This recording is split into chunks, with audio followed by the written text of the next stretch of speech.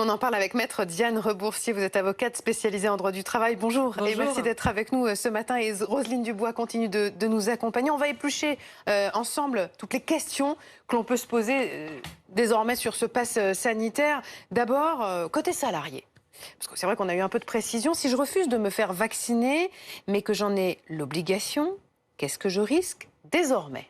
Alors, les personnes qui vont avoir l'obligation de se faire vacciner, qu'on soit très très clair, ce sont les personnes qui vont intervenir dans les hôpitaux, les EHPAD, et qui peuvent être en contact avec des personnes et les contaminer, ou elles-mêmes se faire contaminer. Donc c'est vraiment restreint à ce type de personnel.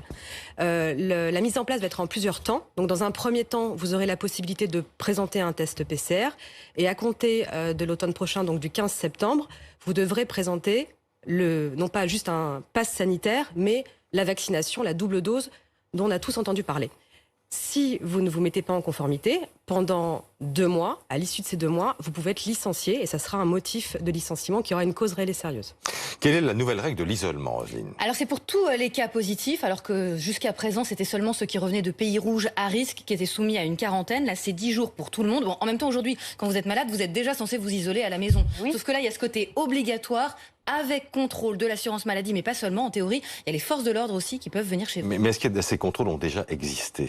Non, c'est pour ça que j'ai dit en théorie, c'est l'assurance maladie qui a les moyens, c'est censé se faire avec les gendarmes, les policiers, sous le contrôle du juge des libertés et des peines. Vous entendez les forces de l'ordre qui vous disent déjà c'est ingérable. On va voir comment se précise ce projet et comment ça se passera dans les faits. Où est-ce que je vais devoir m'isoler? En principe chez vous, en tout cas à l'adresse que vous aurez déclarée au moment où vous faites le test PCR qui vous a déclaré positif. Que se passe-t-il si je ne respecte pas cette nouvelle règle? Il y aura des amendes, contraventions, en principe une amende forfaitaire de 1 000 euros. 1 000 euros. Bon, quand je travaille plus, donc je bosse plus, j'ai une aide financière ou pas? Bah, t'es malade, tu travailles pas parce que t'es malade. Donc il y a toujours les congés maladie, sinon ça peut être du télétravail qui reste faisable à la maison, on en discutait. Donc oui, bien sûr, on est payé. Et comment je vais faire mes courses? Alors, il y a une autorisation de sortie entre 10 et 12 heures et puis on peut s'adapter aussi pour la vie familiale. Sinon, comme encore une fois, les gens malades aujourd'hui, on se fait aider par les voisins, on se fait livrer. Question subsidiaire, si c'est mon enfant qui est malade? Là aussi, il y aura des adaptations possibles. On attend, le projet de loi n'est pas encore publié, donc on ne sait pas exactement les détails qu'il y a dans le texte. Est-ce qu'on sait donc quand? Non, on ne sait pas encore quand ce texte va s'appliquer. Pas avant la fin de l'été, là encore, le temps que tous les décrets soient publiés aussi. Est-ce qu'il y aura une souplesse pour les employeurs? Pour les employeurs, non, il va y avoir des contrôles, en fait, c'est ce qu'a annoncé le gouvernement et c'est ce qu'on voit dans les textes, en particulier pour les personnels qui vont être vaccinés. Il y aura même des sanctions assez lourdes pour les employeurs qui ne respecteraient pas, qui ne joueraient pas le jeu, en fait, pouvant aller jusqu'à des peines d'emprisonnement. Il n'y a pas une rupture du secret médical? Sûrement, oui, il y a une rupture du secret médical. Ça va quand même poser un problème d'éthique, quand même. Alors, c'est pas un problème d'éthique, c'est un problème d'équilibre entre des libertés, entre la liberté qu'on a de se faire vacciner ou pas, d'aller se faire des tests PCR ou pas, et l'impératif de santé publique, et c'est ça qui va être examiné par le Conseil d'État et par le Conseil constitutionnel. Bon, vous qui êtes spécialisé en droit du travail, est-ce qu'il peut y avoir un motif légitime d'un refus de vaccination? La contre-indication médicale, c'est le seul cas prévu par les textes, et on a quand même des précédents dans des affaires un peu similaires. Par exemple, dans les pompes funèbres, vous devez être vacciné contre l'hépatite B, et la Cour de cassation avait validé un licenciement d'un salarié qui avait refusé la vaccination. Concrètement, ça veut dire que si, par exemple, je suis allergique, si j'ai une maladie auto-immune, si...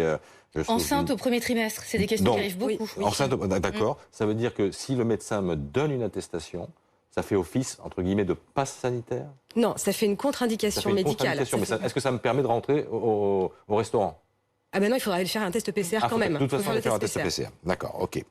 Que risque-t-on si on présente un faux QR code ou une fausse attestation de test négatif? Ça peut aller jusqu'à 45 000 euros d'amende. Alors, un faux test, c'est plus facile, mais aujourd'hui, quand même, on va se baser sur des QR codes qui sont censés être inviolables, disent les concepteurs, parce que c'est QR code associé à votre nom. Et normalement, en cas de contrôle, on scanne le fameux QR, mais on vérifie aussi vos papiers d'identité à côté. Et on a vu hier sur les réseaux sociaux des homonymes qui demandaient le QR code de quelqu'un qui portait le même nom qu'eux et qui refusait de se faire vacciner. Il y a la date de naissance aussi dans Tous Anti-Covid. Il y a vraiment quand même pas mal de détails. Ça veut dire donc que les restaurateurs vont être obligés de faire un double contrôle, c'est-à-dire en théorie, du QR code ou de l'attestation plus la pièce d'identité. Et ça prend du temps.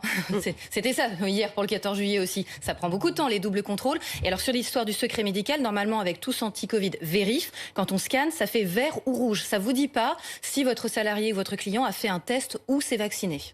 Bon, côté employeur, je suis un employeur dans un secteur où la vaccination est obligatoire. Est-ce que je suis tenu, et comment, de contrôler mes employés? Eh bien, quand c'est obligatoire la vaccination, vous demandez le certificat de vaccination, il faut qu'ils présentent un certificat de vaccination.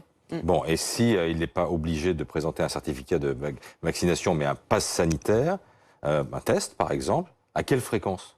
Alors le PCR, c'est tous les 48 heures. Donc il est obligé, le salarié, de montrer son test Tous les 48 2 jours. heures. Par exemple, Vous avez quand c'est un serveur de restaurant, par exemple. Oui, exactement. Et vous avez aussi le certificat de rétablissement du Covid si vous avez été malade depuis plus de 11 jours et moins de 6 mois. Dans ce cas-là, vous avez aussi ça comme possibilité.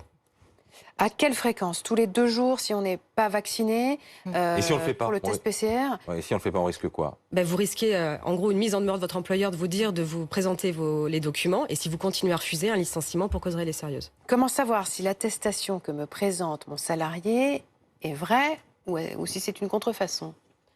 Avec le QR code sur téléphone, en général, on a quand même un bon indice que c'est exact. Après, on peut jamais éviter un faux, mais si un employeur a un doute et qu'on faisait des vérifications, par exemple, auprès de l'assurance maladie, dans ce cas-là, c'est encore plus grave. Là, pour le coup, c'est vraiment fautif parce que vous avez présenté un faux. Il y a même des sanctions pénales, comme on le rappelait. Vous avez évidemment lu l'avant-projet de loi. Est-ce que vous pensez que cet avant-projet de loi peut être modifié? Qu'il y a des choses que le juriste que vous êtes dit, voilà, Ça passera pas. Sur les grands principes, non, parce qu'on a même des précédents de la Cour européenne des droits de l'homme sur la vaccination des enfants qui a été validée. On a des précédents du Conseil constitutionnel sur la vaccination des enfants encore. On a ces arrêts de la Cour de cassation sur le licenciement, je vous disais, du salarié des pompes funèbres. Donc sur les grandes lignes, non. Après, peut-être à la marge sur certains petits points. Mais ça reste, à mon avis, ça sera limité. Et les décrets vont peut-être apporter des précisions ou un peu plus de souplesse dans certains cas. Bon, vu que la vaccination, Roselyne, progresse à grands pas, on se dit que tout ça va probablement peut-être pas ou être moins appliqué qu'on ne le redoute. Les chiffres sont assez ahurissants. On a encore eu... Oui, il y avait 1 million de rendez-vous qui ont été pris juste après l'allocution du chef de l'État, 1,3 million.